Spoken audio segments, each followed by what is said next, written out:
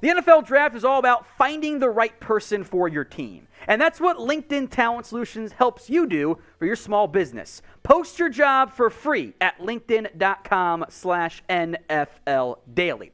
Today's show, a fresh 2023 NFL mock draft. One note before you all complain in the comments section, the order is based on the projected win total and then Super Bowl odds to even things out in terms of like the tiebreakers. So do not yell at me for where your team is drafting. With that in mind, number one, last time I went quarterback, let's mix it up. Will Anderson, edge rusher out of Alabama. He goes number one, I think is the best player in this year's class. The issue is quarterbacks always get pushed up. I've got Bryce Young, Alabama quarterback, at number 2 overall. We will talk about C.J. Stroud in a second. But for both Houston and Atlanta, they have invested recent third-round picks in quarterbacks. Davis Mills for Houston, who I thought flashed pretty good last year, and Desmond Ridder, who I think has looked good in the preseason, but we don't know what he's going to be in the actual NFL. So in the scenario presented by the NFL betting odds here, who is more likely to take a QB in the top 2? T for the Texans or F for the Falcons? Sound off for me in the comment section.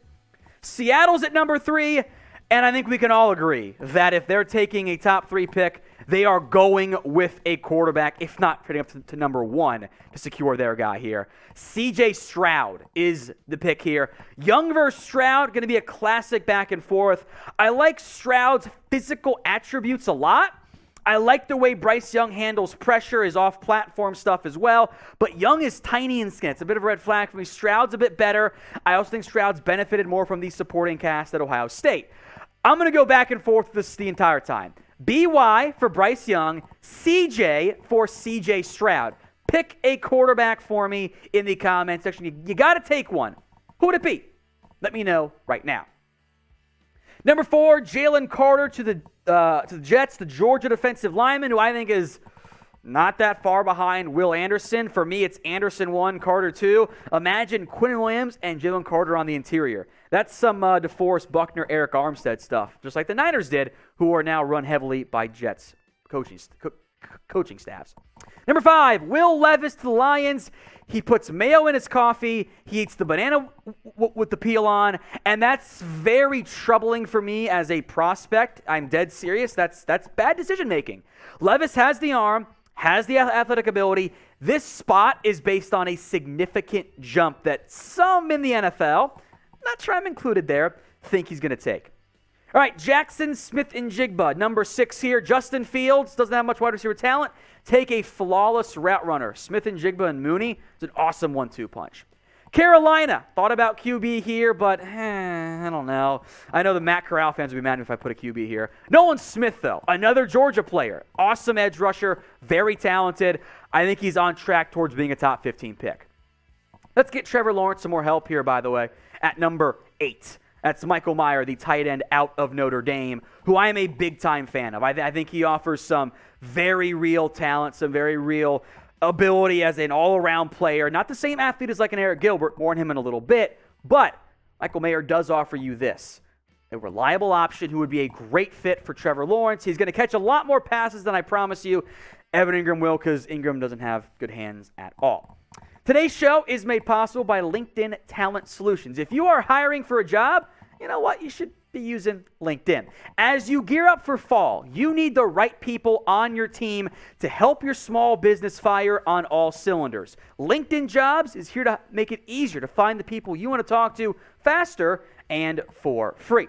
Create a free job post in minutes on LinkedIn to reach your network and beyond to the world's largest professional network of over 810 million people. Then add your job in the purple hiring frame to your LinkedIn profile to spread the word that you're hiring so your network can help you find the right people to hire. Simple tools like screening questions make it easy to focus on candidates with just the right skills and experience so you can quickly prioritize who you want to interview and hire. It's why small businesses rate LinkedIn Jobs number 1 in delivering quality hires versus leading competitors. LinkedIn Jobs helps you find the candidates you want to talk to faster. Did you know every week, nearly 40 million job seekers visit LinkedIn?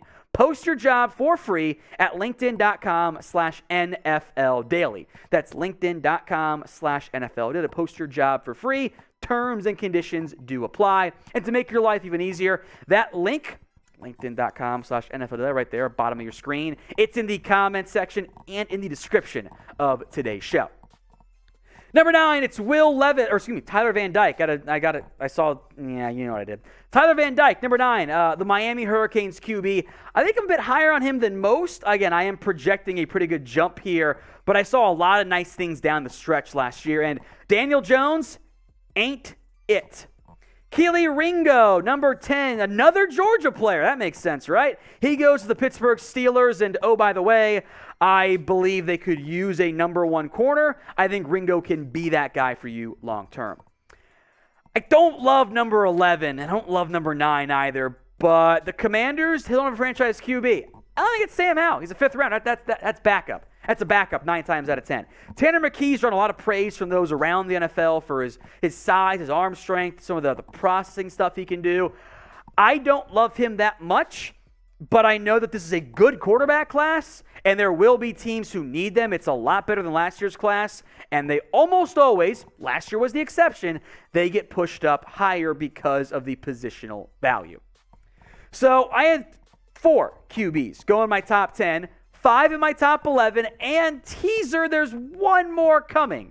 How many QBs do you think go in the top 10? Way too early predictions right now for me in the comments section. Paris Johnson, number 12, the Patriots. I don't really know what they're doing on the offensive line.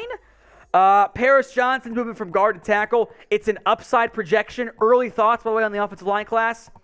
It's not that great, Jim. Number 13, Bresee, the Clemson defensive tackle. Houston lacks that really dynamic 3 technique.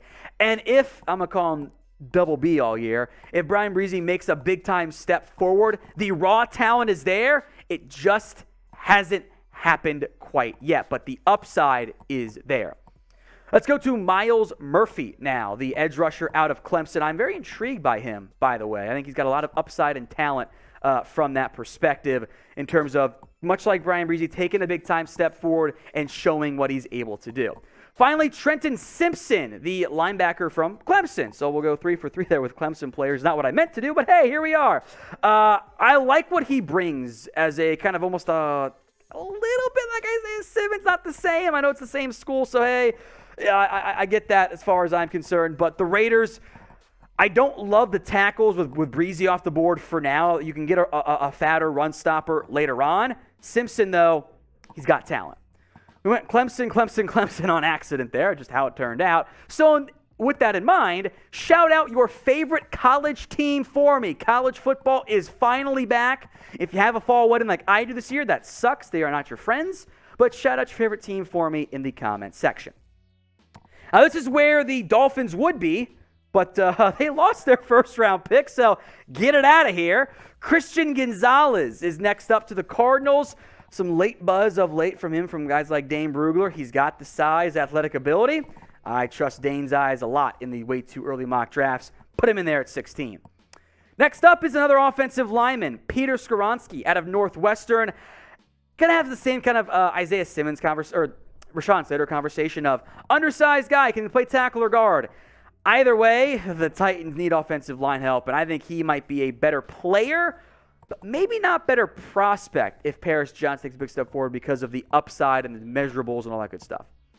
Isaiah Foskey next up here, the edge from Notre Dame. Minnesota, don't know if Danielle Hunter is going to be around next year. If so, edge vaults to one of their biggest needs. I like him quite a bit. This is a very promising, early on at least, edge rushing group. Number 19, Bijan Robinson out of Texas. In this scenario, Philadelphia has the number 19 overall pick. Number 14 came from New Orleans. So you're probably not going to take a quarterback. Maybe you just go all in on that ground game with Hurts. And Robinson, I don't like going backs early. He's the exception. As long as he plays like he did last year, he will have a first-round grade from me. And that's me saying that. Now, when it comes to NFL, NBA, and college football as well, we've got you guys covered with all the information you could ever want. Hit that big red button and subscribe right now for free multiple times per day videos right here at Chat Sports. Kayshon Boutte, or Booty, as I really, really want to call him, but Boutte also sounds awesome. I think the difference between him and Jaxon Smith-Njigba is basically non-existent, but a lot of teams in between the Bears and Colts did need a receiver. So Boutte falls, even though it could easily be a top 10 pick. I think he's going to have a big year as long as the quarterback play isn't terrible for LSU this year. How about Eric Gilbert next up here? The tight end out of Georgia. Better athletic profile than Michael Mayer, but needs a step forward in terms of actual play and production. We'll see how Georgia uses him. They have so many good tight ends. It's kind of crazy. They're on the verge of becoming tight end quickly here. Gilbert with Dalton Schultz as a free agent, and let's be honest, the 4th-round pick and Jake Ferguson being an unknown, Gilbert and on that offense would be a dynamic addition that they haven't really had at tight end in a very long time. Tyree Wilson to the Bengals, number 22, the edge from Texas Tech, who I know has a lot of fans from the, I forget the name of the people who do the advanced combine scouting. They had Wilson graded super, super high. A lot of good production there. You could go with the Kansas State edge rusher guy here, but Wilson was productive for Texas Tech. Love the size, measurables, the flashes on tape. Like I said, edge class, really good. Jordan Addison out of USC to the Ravens here. Imagine Addison and Bateman together for the Baltimore Ravens. I think that's a way more fun duo than Addison and Evan Duvernay? Yeah, or not Bateman and Duvernay.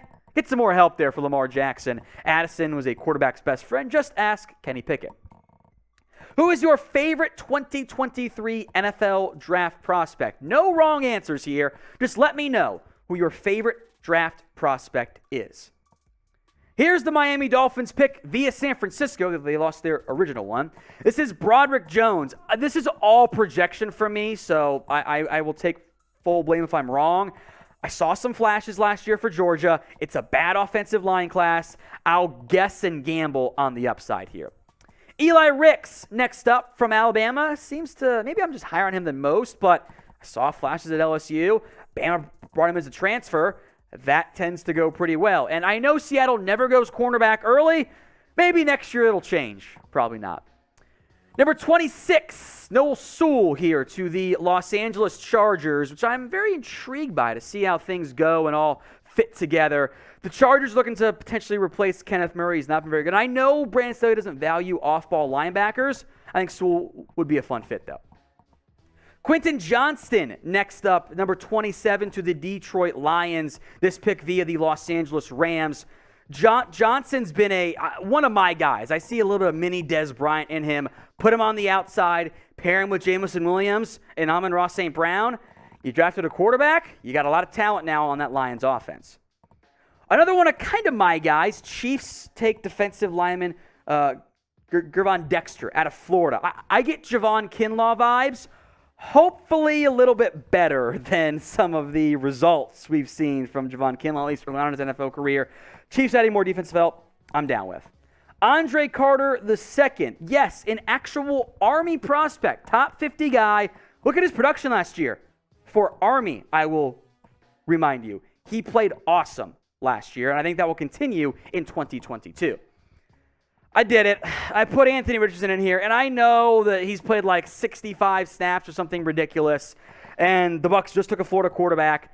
The talent is there. The upside for Richardson is incredible. Big arm, athletic ability.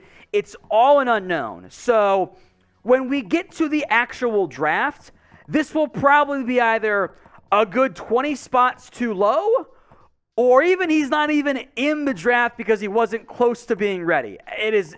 I want to mention him because he's got the talent, but Richardson is not there yet. We will see how things go this year. Some major boom or bust as it relates to this year's draft class. Another one of my favorite prospects, Antonio Johnson. Kind of a safety, nickel, linebacker, kind of overhang guy, the modern-day safety that I love so much. I love Antonio Johnson. I'm super high on him. Bills got some replacing to do at safety down the road. They got great talent. You won the Super Bowl, hypothetically, in this scenario, after all. I like Johnson fit in Buffalo quite a bit. Now, I definitely left someone out because normally it's 32 picks. Thanks, Miami and Tom Brady and all those, the fine and the discipline and losing the draft pick there. So who did I leave out? Drop a name or names for me in the comment section. Some other top defensive guys I want to mention. I think Clark Phillips from Utah and Cam Smith from South Carolina, good corner prospects. Both Bama safeties, Brian Branch and Jordan Battle, are pretty damn good. Will McDonald IV out of Iowa State, a promising edge prospect. And he goes like a Sika Ika from Baylor, the defensive tackle, but also Joey Porter Jr. out of Penn State. Offensively, transfer Osiris Torrance, the guard, might be the number one guard this year. That team is not the team. The coaching staff now in Florida has done a great job dating back to their time with the Raging Cajuns of developing offensive linemen. Jahmyr Gibbs, I'm a big fan of. I'm calling for a breakout year. Andrew Voorhees is old, but proven and reliable on the offensive line. 2 receivers. How about Jermaine Burton, who went from Georgia to Bama this year as a transfer, and then Josh Downs for North Carolina as well.